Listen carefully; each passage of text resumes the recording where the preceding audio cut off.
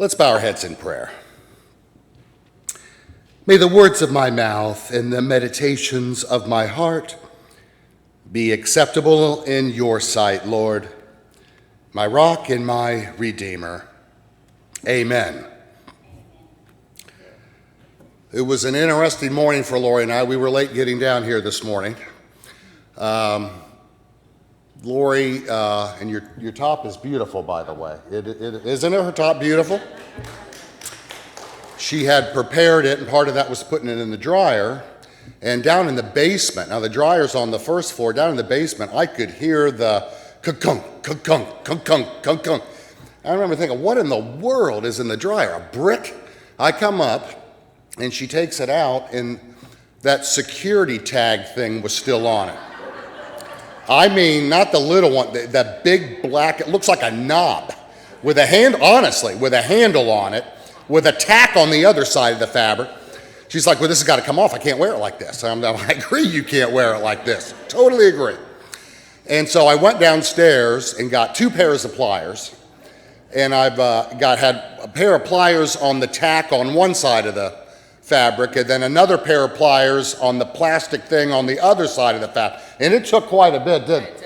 You want to keep your swear jar reasonably close to your work on this. There weren't 2 blouses like this, there were 2. And finally got that thing off, and Steve Poffenberg told me this morning that they used to put ink in those things. Luck whole thing, I didn't know that. Thank God that didn't happen, because I'm sure that blouse would have been toast. But we can't figure out how she got out of the store. Yeah. Unless you wouldn't have done that. No, you wouldn't have done that. I'm sure you never would have shoplifted that, yeah. Well, a sixth grade teacher posed the following problem to one of her arithmetic classes. A wealthy man dies and leaves $10 million. 1/5 is to go to his wife, 1/5 is to go to his son, 1/6 to his nephew, and the rest to charity. Now, what does each get?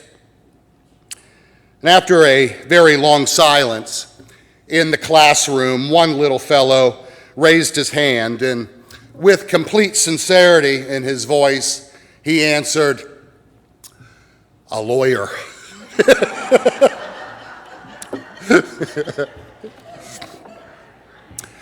A lawyer. Well, he's probably right. We like to make fun of lawyers till we need one, isn't that right? He's probably right. Most of us are quite serious when it comes to money. It's estimated that 40% of marriages that fail are the result of a conflict over finances. It's long and away the first reason, the biggest reason for divorce. 40%, money. Now, I personally think, really, marriage casualties are far higher than that. It's higher than 40%, friends. Just think about it. Those are the ones that officially end in divorce. We're not counting any of the other relationships that stay together for whatever reason and are utterly miserable. Now, people who just a few years ago were financially illiterate are now following with interest, pun intended, rates on certificates of deposit, money market accounts, etc., etc., etc. Young couples are being urged to sit down with a financial planner early in their marriage and map out a strategy for achieving their financial goals. And of course, some persons are concerned about money almost to the point of desperation. Have you ever heard of Adolf Merkel? Adolf Merkel, perhaps you have. In 2007, Merkel was the 94th richest man in the entire world. He was the 8th, some sources say 5th, richest man in Germany, with a net worth of $12 billion. He owned the largest pharmaceutical company in Europe. He also had interests in manufacturing and construction. And he took great pride, of course. He took great pride in his accomplishments. But then Adolf made a big, big mistake. In 2008, he decided to make a bet in the stock market. And he was so certain that stock in Volkswagen was going down, he decided to short the company. Just one problem. Porsche made a move to buy Volkswagen, and the stock price shot up, way up, not down. Almost overnight, Merkel lost nearly $750 million. And to make matters worse, he desperately needed some cash to pay off a huge loan. But this was in 2008. And some of you will remember that the year 2008 saw one of the worst global economic disasters since the Great Depression. Banks weren't loaning money to anyone, including billionaires. And when he realized that he'd lost a total of $3 billion and was no longer the richest man in Germany, Merkel wrote a suicide note and walked in front of a speeding train. And in tragic irony, his family discovered only a few days later that the loans he sought had come through and his companies indeed were saved. Now, even if the loans hadn't come through, he was still a very, very wealthy man. But his obsession with wealth, it cost him his life, pure and simple. Now, I'm not rich. I'm not a millionaire. It may surprise some of you. I'm certainly not a billionaire. I'll probably never have millions or billions of dollars. Therefore, because of all of the above, I believe that qualifies me as an expert in the rich. I know this much. Money can be the greatest blessing or the greatest curse in life. I know that. I know it for certain. It's the hot stove thing. I don't have to touch it. I know what it can do. Now, all of us are concerned for one reason or another about money. Jesus knew that. He knew that. It was no different. We'd like to believe so, but it wasn't. It was no different in that regard some 2,000 years ago. It was no different whatsoever. That's why he had so much to say on the subject. Now, some are very confused or confounded. I'm not sure why, to be honest with you. I'm not sure, confounded by this passage. So let's go ahead and pass it so we can see what's in it. Money is important in our lives. We know that. It's important. Indeed, Jesus noted that we will control our money or our money's going to control us. It'll either be a blessing or it's going to be a curse. Jesus warns. Watch out. Be on your guard against all kinds of greed, for life does not consist in an abundance of possessions. Then, of course, he tells a story about a rich man whose land was so fruitful that he didn't know what to do with the surplus. Now, most of us, we'd love to have a problem like that now, wouldn't we? A man resolved. He resolved his problem by what he do? He built more storage. He built more storage for all he owned, thinking to himself that he'd done a good thing. accumulating all this stuff. He even says to himself, "You have ample goods laid up for many years. Take your ease, drink, be merry." Now, you know the conclusion of the story.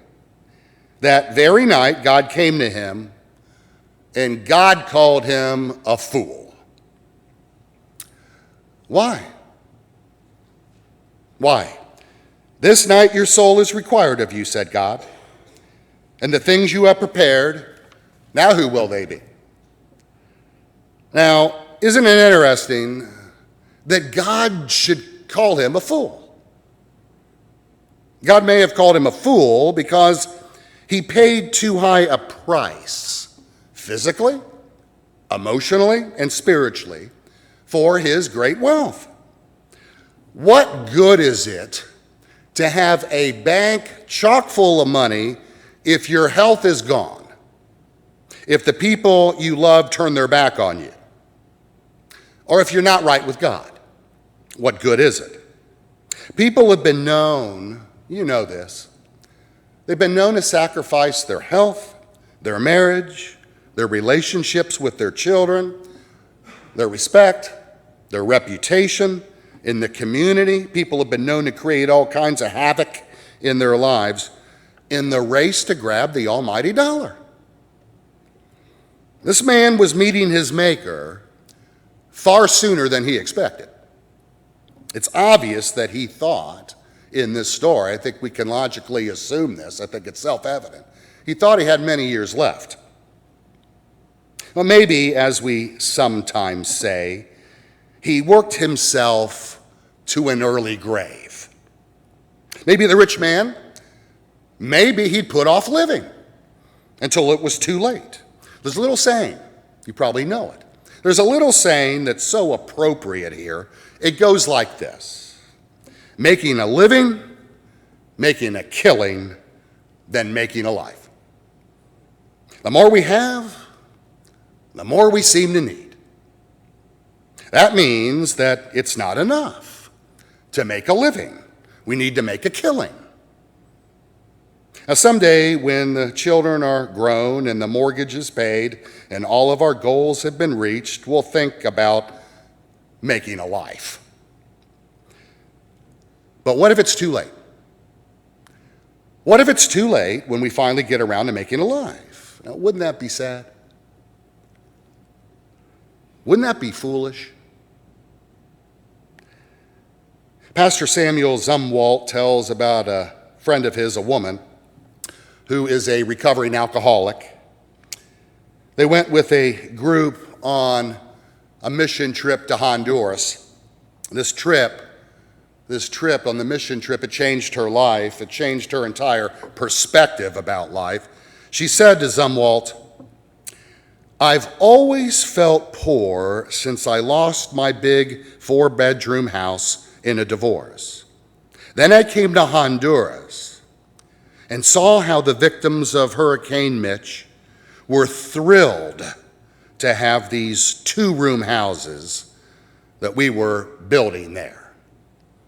She said, "I came home to my 600 square foot condominium and saw that I live in a palace compared to them." She said, "I'm rich, and I never knew it until I went to Honduras." Now, she didn't get rich by frugality, says Zumwalt. She didn't get rich by winning the lottery. She got rich by visiting the third world and seeing her life through new eyes. She was already grateful for her sobriety, but now she had new reasons to be grateful for being wealthy all along. We have so much. Others have so little. There's so much need in this world. The more luxuries that we have, the less they bring us happiness. That's what the research shows time and again. But to know that we've made a real difference in somebody's life, that could bring unimaginable joy. The rich man may have been foolish because he didn't take into consideration his accountability to God. This seems to be the point that Jesus was making with this parable. Consider his concluding remarks. Jesus said, "This is how it will be with whoever stores up things for themselves, but is not rich toward God." Now, many people today are what I would call functional atheists. Functional atheists. That is, they may believe in the existence of a God or God, but it makes no real difference, virtually none, in the way they live their lives. They have no sense of their own personal accountability to God. The scriptures are very clear. One day we will stand before God and we will give an accounting of how we used all our resources, including financial resources. That shouldn't surprise us. We shouldn't find that shocking. Doesn't it make sense? It makes sense that Almighty God, who granted us the great gift of life, who gave us talent, who gave us abilities, and gave us opportunities, should hold us accountable. Hold us accountable for how we use what we've been given. Wouldn't it be foolish to assume otherwise? God called the rich man a fool. Maybe he paid too high a price for his wealth. Perhaps he put off living till it was too late. It could be that this poor rich man never understood that money can never bring us joy until we use it to show love for another. Or it may be that he simply never realized that ultimately he was accountable for everything in his life, including how he used his money and resources.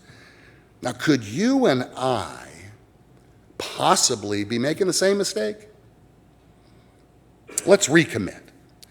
Let's recommit this day to storing up treasures in heaven where neither moth or rust can ever destroy. Let's recommit ourselves to God's will for our lives. Let's bow our heads in prayer.